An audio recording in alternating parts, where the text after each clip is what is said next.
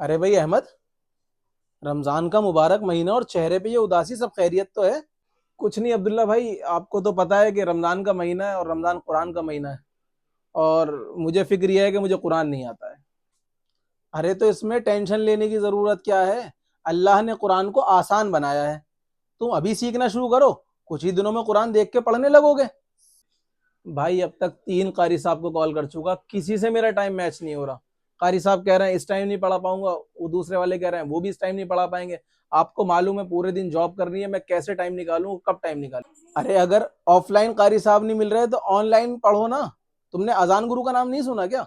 अजान गुरु, ये क्या है?